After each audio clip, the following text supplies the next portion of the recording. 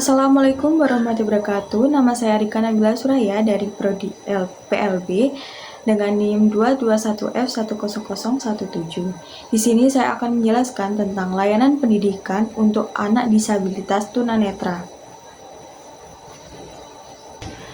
Layanan pendidikan untuk anak disabilitas netra ini adalah pelayanan yang berlaku dalam penyelenggaraan sistem pendidikan bagi anak-anak yang mengalami kesulitan keterbatasan dalam mengikuti program pendidikan.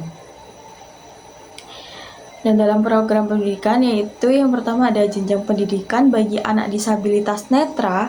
Jenjang pendidikan bagi anak disabilitas netra ini terdiri dari yang pertama taman kanak-kanak atau bisa disebut dengan TKLB. Dan program kegiatan belajar, program umum pembentukan perilaku melalui pengembangan Pancasila, agama, disiplin, perasaan atau emosi, dan kemampuan bermasyarakat, serta pengembangan kemampuan berbahasa, daya pikir, daya cipta, keajaran, kegiatan belajar 3 jam per hari. Setiap jam pelajaran lamanya 30 menit. Lama pendidikan berlangsung. Susunan program pembelajaran kegiatan belajar 3 jam per hari. Setiap jam pelajaran lamanya 30 menit. Dan lama pendidikan berlangsung selama 1 sampai 3 tahun. Usia sekurang-kurangnya 3 tahun. Rasio guru dan murid membimbing 5 peserta didik. Sistem guru kelas kecuali untuk bidang pengembangan orientasi mobilitas. Tim teaching, susunan program pengajaran. Yang ketiga ada sekolah menengah pertama luar biasa atau biasa disebut dengan SMPLB. Sekolah menengah luar biasa SMPLB, sekolah dasar luar biasa atau bisa disebut dengan SDLB. Kurikulum yang pertama program umum pendidikan Pancasila dan kewarganegaraan, pendidikan agama, bahasa Indonesia, matematika, ilmu pengetahuan alam, ilmu pengetahuan sosial, dan kerajinan tangan, serta kesenian, pendidikan jasmani, dan kesehatan. Yang dua, program khusus orientasi dan mobilitas dan braille. Program muatan lokal antara lain bahasa daerah, bahasa Inggris, kesenian daerah atau lainnya yang telah ditetapkan oleh Dinas Pendidikan Daerah.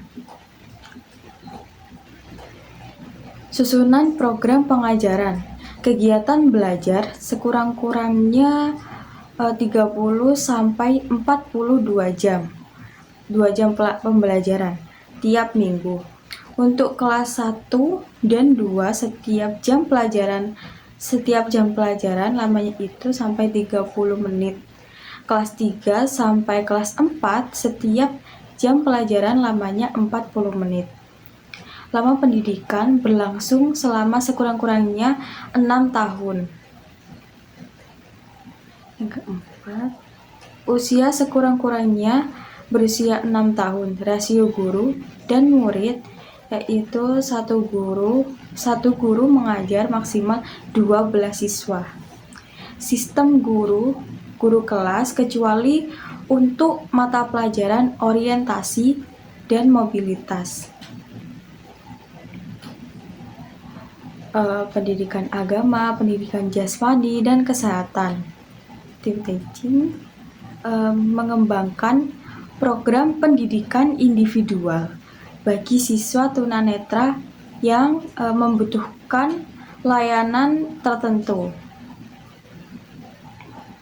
Sekolah menengah pertama luar biasa atau biasa disebut dengan SMPLB memiliki kurikulum yang pertama program umum pendidikan Pancasila dan kewarganegaraan, pendidikan agama, bahasa Indonesia, matematika, ilmu pengetahuan alam, ilmu pengetahuan sosial, dan pendidikan jasmani dan kesehatan bahasa Inggris. Program khusus orientasi dan mobilitas dan Braille, program muatan lokal, yaitu ada bahasa daerah, kesenian daerah atau lainnya yang telah ditetapkan oleh Dinas Pendidikan daerah.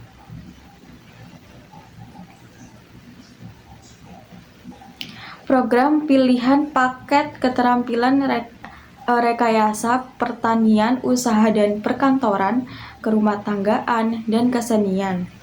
Susunan program pengajaran kegiatan belajar sekurang-kurangnya 42 jam pelajaran setiap minggunya. Setiap jam pelajaran lamanya 45 menit. Alokasi waktu program umumnya program khusus dan muatan lokal kurang-kurangnya 48%, sedangkan alokasi waktu program pilihan kurang lebih dari 52%, dan lama pendidikan berlangsung selama kurang-kurangnya 3 tahun. Siswa telah tamat sekolah dasar luar biasa atau biasa disebut dengan SDLB atau satuan pendidikan yang sederajat atau setara. Rasio guru dan murid, 1 guru mengajar 12 siswa. Sistem guru mata pelajaran, model pendidikan khusus SLB. SLB adalah lembaga pendidikan yang menyelenggarakan program pendidikan bagi anak berkebutuhan khusus. Sekolah luar biasa atau yang biasanya disebut dengan SLB terdiri dari tunanetra. Tunanetra yaitu sekolah yang hanya memberikan pelayanan pendidikan kepada anak tunanetra. Sekolah dasar luar biasa yaitu sekolah yang menyelenggarakan pendidikan khusus dengan bermacam jenis kelainan, yaitu tunanetra, tunarungu, tunagrahita, dan tunadaksa.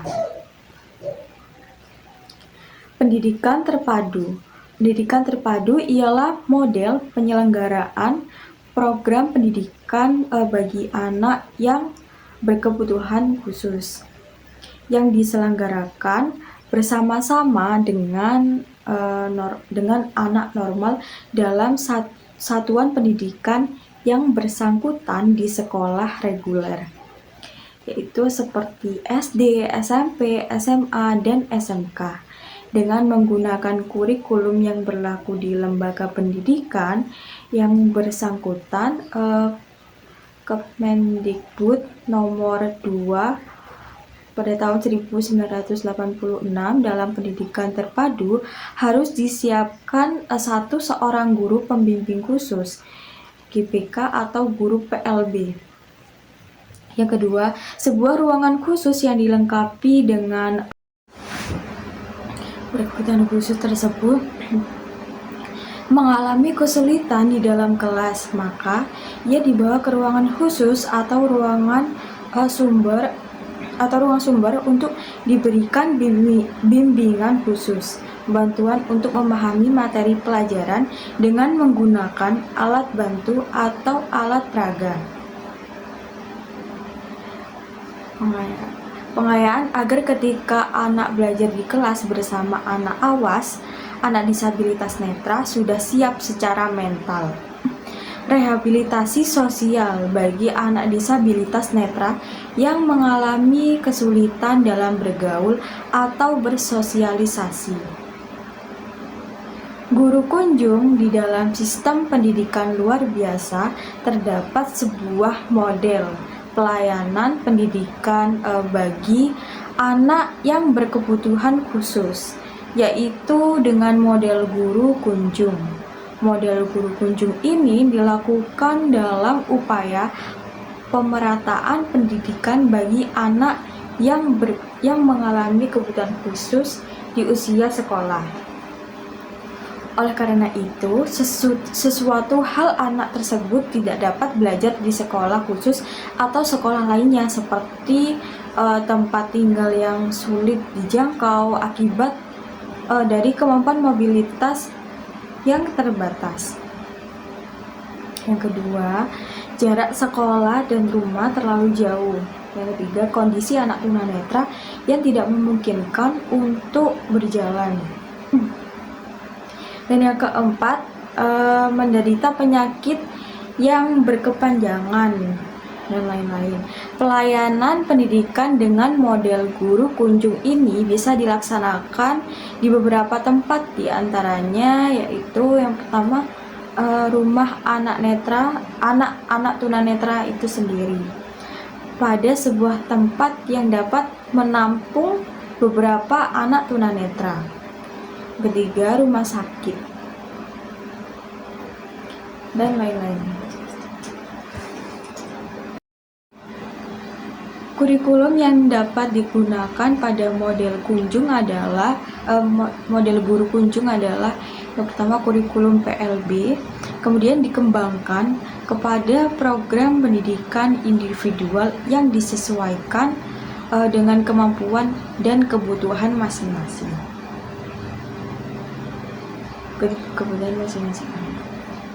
Pendidikan inklusi adalah pendidikan reguler yang disesuaikan dengan kebutuhan siswa. Yang memerlukan pendidikan khusus pada sekolah reguler dalam satu kesatuan yang sistematik. Berdasarkan keputusan Mendikbud nomor 491 pada tahun 1992, anak-anak yang memiliki kebutuhan khusus seperti tunanetra dapat belajar secara terpadu dengan anak sebaya lainnya.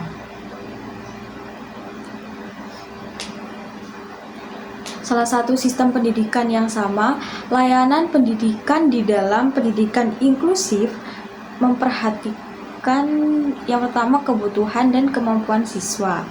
Yang kedua, satu sekolah untuk semua. Yang ketiga, 4 pembelajaran yang sama bagi semua siswa. Yang keempat, pembelajaran didasarkan kepada hasil asesmen terjadinya aksesibilitas yang sesuai dengan kebutuhan siswa, sehingga siswa merasa aman dan nyaman pada lingkungan kelas yang disesuaikan dengan kebutuhan siswa. Kurikulum yang digunakan adalah kurikulum fleksibel, kurikulum yang disesuaikan dengan kemampuan dan kebutuhan pada setiap siswa. Anak disabilitas netra cenderung memiliki berbagai masalah, baik masalah yang berhubungan dengan masalah pendidikan, sosial, emosi, kesehatan, pengisian waktu luang maupun pekerjaan. Semua permasalahan tersebut perlu diantisipasi dengan memberikan layanan pendidikan atau arahan, bimbingan, latihan, dan kesempatan yang luas bagi anak tunanetra, sehingga permasalahan yang mungkin timbul dalam berbagai aspek tersebut dapat ditanggulangi sedini mungkin. Artinya perlu dilakukan upaya-upaya khusus secara terpadu dan multidisiplin untuk mencegah jangan sampai permasalahan tersebut muncul yang akhirnya dapat merugikan perkembangan anak disabilitas netra tersebut. Yang pertama, teknik pelayanan bagi anak disabilitas netra. Setiap anak berkebutuhan khusus atau anak tunanetra, baik yang bersifat permanen maupun temporer, memiliki hambatan belajar dan kebutuhan yang berbeda-beda. Hambatan belajar yang dialami oleh setiap anak dapat disebabkan oleh 3 hal, yaitu yang pertama, faktor lingkungan, faktor dalam diri anak sendiri, dan kombinasi antara lingkungan dan faktor dalam diri anak. Konsekuensinya, intervensi apapun yang diberikan, baik intervensi pendidikan, psikologis, media, ataupun sosial, harus didasarkan atas hambatan belajar dan kebutuhan masing-masing anak. Pusat dari sistem interpersonal dalam tiap kehidupan seseorang adalah keluarga. Seorang bayi belajar bagaimana hidup dan menerima kehidupan itu melalui interaksinya dalam keluarga. Interaksi seseorang di masa depan memperlihatkan intensitas ikatan emosi dan kepercayaan dasar terhadap diri dan dunia luar yang dihasilkan pada interaksi awal dalam keluarga. Saat anak-anak tumbuh dan matang, mereka berubah dalam banyak hal, dan keluarga pun berubah pula. Hal ini berlangsung selama perkembangan seseorang dalam rentang kehidupannya. Jika anak remaja atau orang dewasa mengalami disfungsi psikologis, masalah ini mungkin berawal dari konflik yang tak terpecahkan dalam keluarga di masa lalu. Masalah keluarga, terutama seorang ibu, merupakan gejala interpersonal. Kondisi emosi salah satu anggota keluarga berpengaruh pada setiap anggota yang lain.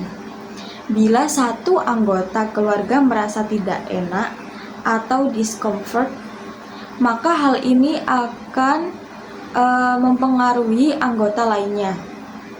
Kondisi keluarga dapat dianalogikan dengan kondisi individu dalam keadaan homeostasis. Jadi dalam konseling atau terapi keadaan homeostasis, struktur keluarga ini, anak-anak merupakan emosional produk dari orang tua.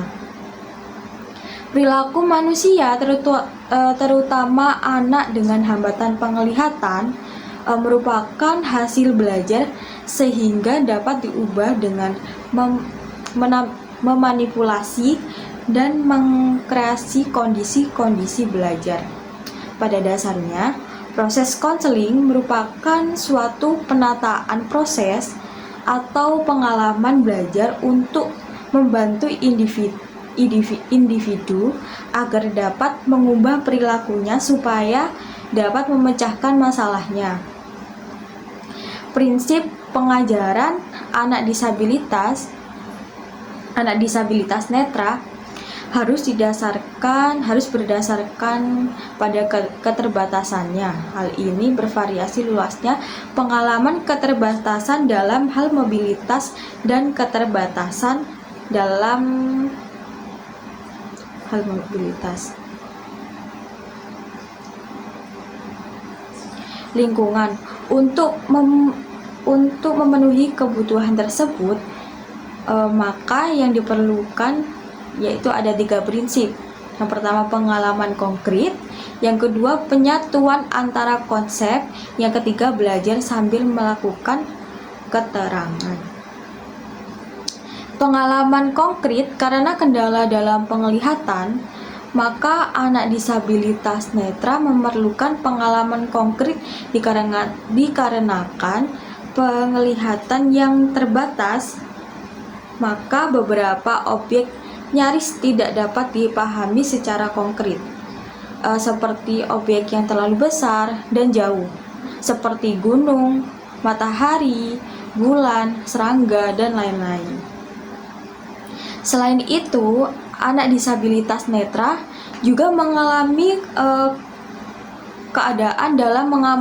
kendala dalam mengamati benda melalui perabaan, seperti zat kimia, api atau gas yang juga tidak mungkin dipahami secara konkret melalui penglihatan. Untuk memahamkan hal tersebut, maka yang diperlukan berbagai teknik modifikasi agar anak disabilitas paham. Salah satu cara yaitu dengan memberikan ilustrasi atau analogi-analogi yang memungkinkan konsep-konsep tersebut dapat dipahami dengan baik. Hal ini perlu diberikan guru agar anak disabilitas netra dapat mengalami secara nyata dan tidak hanya memahami secara verbalis atau verbal saja. Yang kedua, penyatuan antar konsep. Sebagian besar pengalaman dan pemahaman diperoleh dari informasi visual dan non-visual yang diperoleh dari indera selain mata. Maka dari itu, perabaan berperan sangat penting tentang objek yang tidak bersuara. Objek yang harus dipahami melalui perabaan dapat dikategorikan objek yang kecil atau dapat dijangkau oleh perabaan dalam telapak tangan. Dan objek yang besar atau di luar jangkauan telapak tangan. Teknik ini disebut dengan teknik perabaan analistik touch. Belajar sambil melakukan learning by doing. Prinsip belajar sambil melakukan learning by doing berkaitan erat dengan prinsip pengalaman konkret dengan praktek langsung. Untuk memahami benda di luar jangkauan telapak tangan, maka peran teknik perabaan sintetis atau synthetic touch sangat penting dalam teknik perabaan. Dilakukan meraba bagian demi bagian, kemudian secara keseluruhan dibentuk berdasarkan informasi bagian-bagian tersebut. Sebagai contoh dalam memahami anak disabilitas netra harus meraba bagian demi bagian, misalnya ekor belalai, tubuh, dan seterusnya. Tenaga kependidikan yang dibutuhkan bagi anak disabilitas netra, yang pertama guru, psikolog, dokter mata, dan optometris. Guru dengan kualifikasi SGPLB, Sekolah Guru Pendidikan Luar Biasa, Sarjana S1 PLB, Sarjana Pendidikan Luar Biasa. Sarjana S1 bukan PLB, tetapi memiliki latar belakang keahlian tertentu atau khusus yang dibutuhkan anak disabilitas netra, seperti pendidikan agama, musik, message. Guru sekolah umum yang diberikan training minimal 6 bulan. Psikolog diperlukan untuk mengetahui sejauh mana kemampuan intelijensi anak disabilitas netra dan membantu guru dalam pembuatan asesmen yang bertujuan untuk mengetahui kelemahan dan kelebihan anak, sehingga dapat diketahui apa yang menjadi kebutuhan anak disabilitas netra dalam proses pembelajaran. Yang ketiga, dokter mata. Rekomendasi dari dokter mata sangat diperlukan bagi lembaga penyelenggaraan pendidikan untuk anak disabilitas netra, karena rekomendasi yang menerangkan bahwa seseorang anak mengalami hambatan dalam penglihatan adalah seorang dokter. Yang keempat, optometris, kemampuan penglihatan anak disabilitas netra. Data diketahui salah satunya dari hasil asesmen klinis yang dilakukan oleh optometris. Kondisi penglihatan anak disabilitas netra dapat diketahui melalui laporan hasil asesmen, misalnya mengenai ketajaman penglihatan, lantang pandang, kebutuhan media baca tulis, dan alat bantu yang diperlukan sesuai dengan kebutuhan anak. Alat peraga yang diperlukan dan penempatan kelas. Pelayanan khusus pada anak disabilitas netra bagi siswa atau mahasiswa yang mengalami hambatan visual, baik yang buta total maupun low vision.